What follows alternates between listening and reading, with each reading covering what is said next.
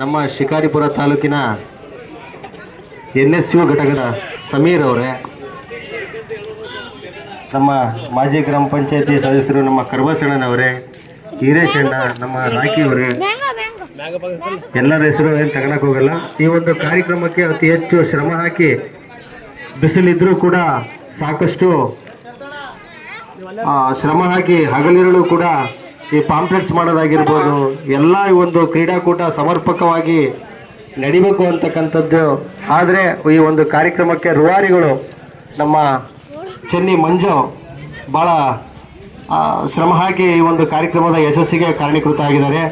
ಅದೇ ರೀತಿ ನಮ್ಮ ತೇರ್ತು ಆಗಿರ್ಬೋದು, ನಮ್ಮ ಪ್ರೇಮ್ ಕುಮಾರ್ ಆಗಿರ್ಬೋದು, ನಮ್ಮ ಜಗ್ಗ, ಎಲ್ಲರೂ ಕೂಡ ನಮ್ಮ ಯುವರಾಜ, ಶಿವರಾಜ, ನಮ್ಮ ಮಾರುತಿ, ಎಲ್ಲರೂ ಕೂಡ ಈ ಒಂದು ನಾನು ಏನೋ ಒಂದು ಸಣ್ಣ ಮೊತ್ತದ ಅಮೌಂಟನ್ನು ಕೊಟ್ಟಿರ್ಬೋದು.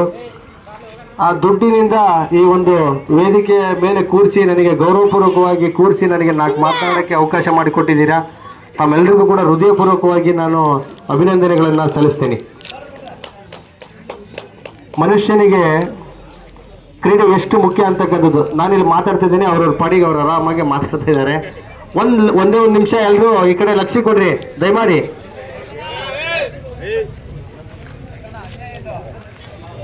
ಅನಂತಪುರದ ಕ್ರೀಡಾಪಟುಗಳು ದಯಮಾಡಿ ಬರ್ರಿ ವೇದಿಕೆ ಹತ್ರ. ಮುಡುಪು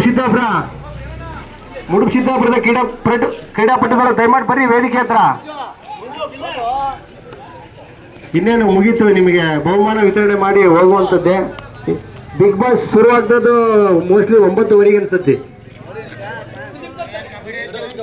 ಈಗ ಏನಾಗಿದೆ ಅಂದ್ರೆ ಎಲ್ಲರೂ ಕೂಡ ಆಂಡ್ರಾಯ್ಡ್ ಮೊಬೈಲ್ಗಳನ್ನ ಇಟ್ಕೊಂಡು ಬೆಳಗ್ಗಿಂದ ಹಿಡಿದು ಸಂಜೆ ತನಕ ಬರೀ ಉಜ್ಜದೆ ಆಗ್ಬಿಟ್ಟೈತಿ.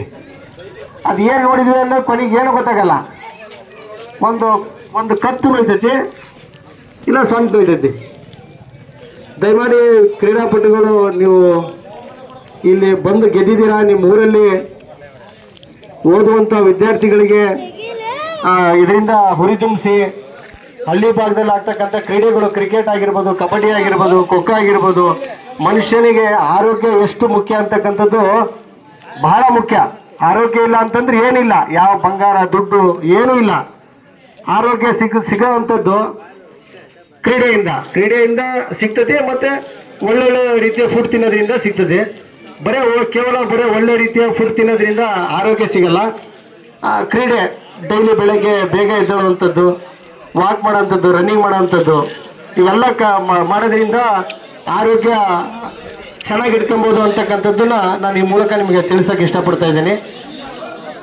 ಅದೇ ರೀತಿ ಒಂದು ಸಣ್ಣದೊಂದು ಕತೆ ಹೇಳ್ಬಿಡ್ತೇನೆ, ದಯಮಾಡಿ ಕಡೆ ಗಮನ ಕೊಡ್ರಿ. ದಯಮಾಡಿ ಕೇಳ್ರಿ. ಏನು ಅಂತಂದರೆ ಪ್ರತಿಯೊಬ್ಬರಿಗೂ ಕೂಡ ಭಗವಂತ ಒಂದು ಅವಕಾಶ ಮಾಡಿಕೊಡ್ತಾನೆ. ಯಾವ ರೀತಿನಾದರೂ ಅವಕಾಶ ಮಾಡಿಕೊಡ್ತಾನೆ.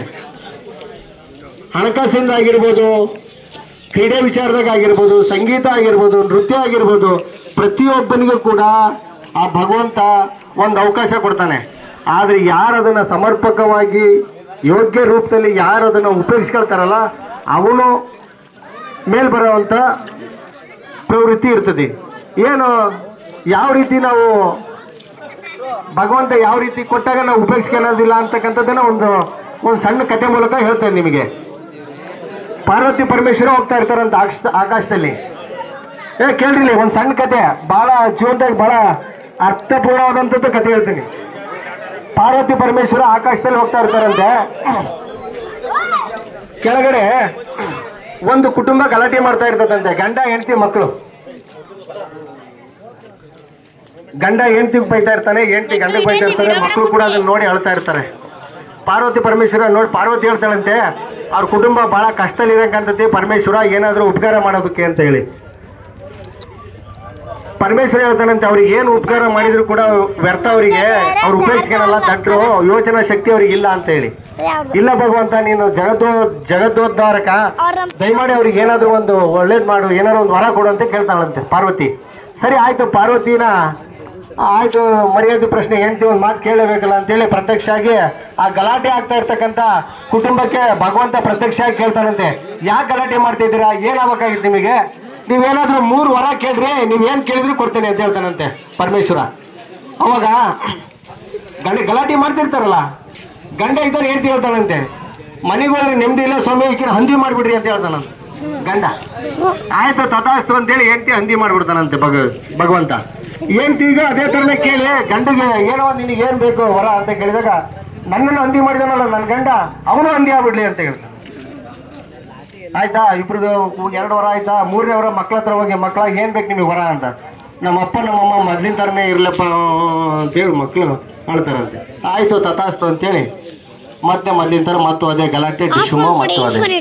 ಅದಕ್ಕೆ ಪಾರ್ವತಿ ಹೇಳ್ತಾನಂತೆ, ನೋಡಿ 3 ವರ ಕೊಟ್ಟು ಏನಾದರೂ ಉದ್ಯೋಗ ಆಯ್ತಾ? ಏನೂ ಆಗಿಲ್ಲ, ಶೂನ್ಯ ಅವರಿಗೆ. ಅದೇ ಒಬ್ಬ ಒಳ್ಳೆ ಜಾಣ ಇದ್ದಂತೆ ನೆಕ್ಸ್ಟ್ ಮುಂದೂರಿಗೆ. ಅವರು ಒಂದು ಕುಟುಂಬ, ಹೆಂಡತಿ ಮಕ್ಕಳು ಇರಲಿಲ್ಲ, ತಂದೆ ತಾಯಿ ಕಣ್ಣಿರಲಿಲ್ಲ, ಭಾಳ ಬಡವ.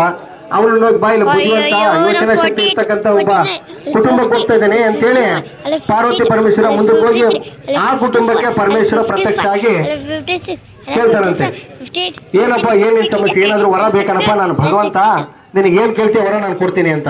ಹೌದಾ, ಇದು ನಿಜನಾ, ವರ್ಕೌಟ್ ಆಗ್ತದಾ ಅಂತ ಹೇಳಿ ಅವನು ಆಯಿತು ನನಗೆ 1 ನಿಮಿಷ ಟೈಮ್ ಕೊಡು ಅಂತೇಳಿ ಮನೆಗೆ ಹೋಗಿ ಹೆಂಡತಿ ಕೇಳ್ತಾನಂತೆ, ಏನು ಬೇಕೆ ನಿನಗೆ ಅಂತ. ನನಗೆ ಒಂದು ಮಗು ಬೇಕ್ರಿ ನನಗೆ ಅಂತೇಳಿ ಹೆಂಡತಿ ಕೇಳ್ತಾನಂತೆ. ತಂದೆ ತಾಯಿ ಕಣ್ಣಿರಲ್ಲ, ಇವನು ಬಡವಾಗಿರ್ತಾನೆ. ಅದಕ್ಕೆ ಕೊನೆಗೆ ಭಗವಂತನ ಹತ್ರ ಬಂದು ಅವನು ಏನಂತ ಕೇಳ್ತಾನಂತ ಗೊತ್ತಾ? ಭಗವಂತ, ನನ್ನ ತಂದೆ ತಾಯಿ ಚಿನ್ನದ ತೊಟ್ಲಲ್ಲಿ ನನ್ನ ಮಗುನ ನೋಡೋ ತರ ಒಂದು ಆಶೀರ್ವಾದ ಮಾಡಪ್ಪ ಅಂತ ಕೇಳ್ತಾನೆ. ನನ್ನ ತಂದೆ ತಾಯಿ ಚಿನ್ನದ ತೊಟ್ಲಲ್ಲಿ ನನ್ನ ಮಗುನ ನೋಡೋ ತರ ಆಶೀರ್ವಾದ ಮಾಡಪ್ಪ ಅಂತ ಕೇಳ್ತಾನಂತೆ. ಕೇಳಿದ್ ಒಂದೇ ವರ, 3 ಉಪಯೋಗ ಆಯ್ತು. ಹಾಗಾಗಿ ಉಪಯೋಗಿಸ್ಕೋಬೇಕು. ಬದುಕಲ್ಲಿ ಏನಾದರೂ ಒಂದು ಯೋಚನೆ ಮಾಡ್ರಿ. ತಂದೆ ತಾಯಿಗಳಿಗೆ ಗೌರವ ಕೊಡ್ರಿ, ಅಣ್ಣ ತಮ್ಮಂದ್ರಿಗೆ ಗೌರವ ಕೊಡ್ರಿ, ಅಕ್ಕ ತಂಗಿಯರಿಗೆ ಗೌರವ ಕೊಡ್ರಿ, ದುಶ್ಚಟಗಳಿಗೆ ಬಲಿಯಾಗಬೇಡ್ರಿ. ದಯಮಾಡಿ ಯೋಚನೆ ಮಾಡಿ ಕೆಲಸ ಮಾಡ್ರಿ ಅಂತಕ್ಕಂಥದ್ದನ್ನ ಈ ಮೂಲಕ ತಿಳಿಸಿ ಸಾಕಷ್ಟು ಮಾತಾಡಿದೆ. ದಯಮಾಡಿ ತಮ್ಮೆಲ್ಲರಿಗೂ ಒಂದ್ಸಿ ನಿಮ್ಮೆಲ್ಲರಿಗೂ ಕೂಡ ದೇವರು ಒಳ್ಳೇದು ಮಾಡಿ ಅಂತ ಹೇಳಿ ಹೇಳ್ತಾ ನಾನು ಮಾತನ್ನು ಮುಗಿಸ್ತೀನಿ. ನಮಸ್ಕಾರ. ಅದೇ ರೀತಿ ಕೂಡ ನಮ್ಮ ಸ್ನೇಹಿತರಾದಂಥ ಬಿ ಅಣ್ಣಾಪುರದ ಸತೀಶ್ ಅವರು ದಯಮಾಡಿ ವೇದಿಕೆ ಮೇಲೆ ಬರಬೇಕು. ನಮ್ಮ ಈ ಕ್ರೀಡಾಕೂಟದ ದಾನಿಗಳಾಗಿರ್ತಾರೆ ಅವರು. ಅದೇ ರೀತಿ ಕೂಡ ನಮ್ಮ ರೋಹಿತ್ ಚಿಕನ್ ಸೆಂಟರ್ ಹನುಮಂತ ಅವರಿಲ್ಲ, ಅವ್ರ ಮಗ ಬಂದಿದ್ದಾನೆ, ಅವರು ಕೂಡ ವೇದಿಕೆ ಮೇಲೆ ಬರಬೇಕು. ಹಾಗೆ ಅವ್ರು ಮುಗಿಸ್ರಪ್ಪ, ಸತ್ತಿರ್ತಾರೆ. ಸತೀಶ್ ಮೇಲೆ ಬಾ, ಮೇಲೆ ಹೇಳಿ.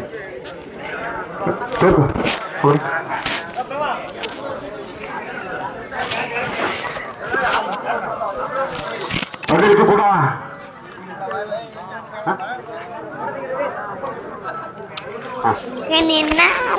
ಅದೇ ರೀತಿ ಕೂಡ ನಮ್ಮ ನೆಚ್ಚಿನ ನಾಯಕರಾದಂಥ ಡಿ.ಬಿ. ನಾಗರಾಜ್ ಅವರು ನಮ್ಮ ಈ ಕ್ರೀಡಾಕೂಟದ ದ್ವಿತೀಯ ಟ್ರೋಫಿಯ ಪ್ರಾಯೋಜಕರು. ಪ್ರತಿ ಸಲ ಆಟ ಇಟ್ಟಾಗೂ ಕೂಡ ನಮಗೆ ಯಾವುದೇ ರೀತಿಯ ನಕಾರಾತ್ಮಕ ಉತ್ತರವನ್ನು ಹೇಳಲೇ ಇಲ್ಲ. ಅವರು ನೋಡಾಡ್ಸ್ರಪ್ಪ, ನೋಡಾಡ್ತೀರಿ ಅಂತ ಹೇಳ್ಬಿಟ್ಟು ಒಳ್ಳೆ ರೀತಿಯಿಂದ ನಮಗೆ ಮಾರ್ಗದರ್ಶನ ನೀಡ್ತಾ ಈ ಸಲನೂ ಕೂಡ ತುಂಬ ಸಹಾಯ ನೀಡಿದ್ರು. ನಾವು ಹೇಳಿರೋ ಅಮೌಂಟೇ ಬೇರೆ, ಅಲ್ಲಿ ಆಗಿದ್ದೇ ಬೇರೆ, ಯಾವುದೇ ರೀತಿಯ ಒಂದು ಮನೋಭಾವನೆ ತೋರದೆ ನಮಗೆ ಸಹಕಾರ ನೀಡತಕ್ಕಂಥ ನಮ್ಮ ಡಿ.ಬಿ. ನಾಗರಾಜ್ ಅವರು OBC ಕಾಂಗ್ರೆಸ್ನ ಅಧ್ಯಕ್ಷರು ದಯಮಾಡಿ ತಮ್ಮ ಅನಿಸಿಕೆ ನೀಡಬೇಕು. ಎಲ್ಲರಿಗೂ ನಮಸ್ಕಾರ. ಈ ಒಂದು ಕಾರ್ಯಕ್ರಮದ ಆಯೋಜಕರು ಹಾಗೂ ಪ್ರಾಯೋಜಕರು ಎರಡೂ ಬೇಕು. ಈ ಒಂದು ಕಾರ್ಯಕ್ರಮ ಅತ್ಯುತ್ತಮವಾಗಿ ನಡೀಬೇಕಂದ್ರೆ ಆಯೋಜಕರು ಬೇಕು, ಪ್ರಾಯೋಜಕರು ಬೇಕು. ಇಲ್ಲಿ ಕಾರ್ಯಕ್ರಮ ನಡೀಬೇಕಾದ್ರೆ ಸಾಧಕ ಬಾಧಕ ಎರಡೂ ಇರ್ತವೆ. ಈ ಸಾಧಕ ಬಾಧಕವನ್ನು ಎರಡನ್ನೂ ಸರಿದೂಗಿಸ್ಕೊಂಡು ಕಾರ್ಯಕ್ರಮ ಯಶಸ್ವಿಯಾಗಿ ನಡೆಸಿಕೊಟ್ಟಿದ್ದಾರೆ.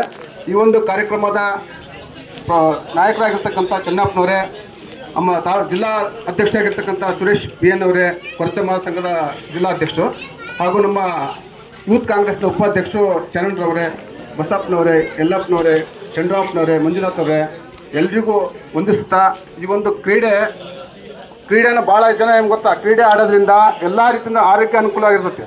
ಇವತ್ತಿನ ಯುವಕರು ಕ್ರೀಡೆ ಆಡ್ತೀರಿ, ಆದರೆ ಅದ್ರ ಜೊತೆಗೆ ಒಂದು ವಿಮಲ್ ಹಾಕೋದು, ಸ್ಟಾರ್ ಹಾಕೋದು, ಮುದ ಹಾಕೋದು ಇವನ್ನೆಲ್ಲ ಹೊರತುಪಡಿಸಿ ಕ್ರೀಡೆ ಆಡಿದ್ರೆ ಮುಂದಿನ ದಿನಗಳಲ್ಲಿ ನಿಮ್ಗೆ ಗೊತ್ತಾ 40-50 ವರ್ಷ ಆದ್ಮೇಲೆ ಗೊತ್ತಾಗ್ತದೆ ಇದ್ರ ಅನುಕೂಲ. ಕ್ರೀಡೆ ಎಷ್ಟು ಅನುಕೂಲ ಆಗತ್ತೆ ಅಂದ್ರೆ ನಾಳೆ ಮುಂದಿನ ದಿನಗಳಲ್ಲಿ ನಿಮ್ಮ ಆರೋಗ್ಯ ಚೆನ್ನಾಗಿರ್ಬೇಕಂದ್ರೆ ಕ್ರೀಡೆನ ಆಡ್ಬೇಕು. ಫಸ್ಟ್ ವಿಮಲ್ ಸ್ಟಾರ್ ಇವನ್ನೆಲ್ಲ ಬಿಟ್ಟು ಈಗ ಮಾತಾಡ್ತಕ್ಕಂಥ ಪ್ರತಿಯೊಂದು ಮನುಷ್ಯನಿಗೆ ಏನು ಗೊತ್ತಾ, 100 ಜೀವಿಗಳಿದಾವಲ್ಲ, ಮಾತಾಡ್ತಕ್ಕಂಥ ಶಕ್ತಿ ಇರೋದು ಮನುಷ್ಯನಿಗೆ ಒಬ್ಬನಿಗೆ ಮಾತ್ರ. ಅದನ್ನ ಯಾವುದೇ ಕಾರಣಕ್ಕೂ ದುರುಪಯೋಗ ಪಡಿಸಿಕೊಳ್ಳದೆ ಜೀವನದಲ್ಲಿ ಸಾಧನೆ ಮಾಡಬೇಕಾದ್ರೆ ಫಸ್ಟು ಕೆಟ್ಟ ಚಟಗಳನ್ನು ಬಿಡಬೇಕು, ಒಳ್ಳೆಯದನ್ನು ಉಪಯೋಗಿಸ್ಕೊಬೇಕು. ಅದರಿಂದ ಮನುಷ್ಯ ಮುಂದೆ ಬರ್ಲಿಕ್ಕೆ ಸಾಧ್ಯ ಆಗ್ತದೆ. ಎಲ್ಲ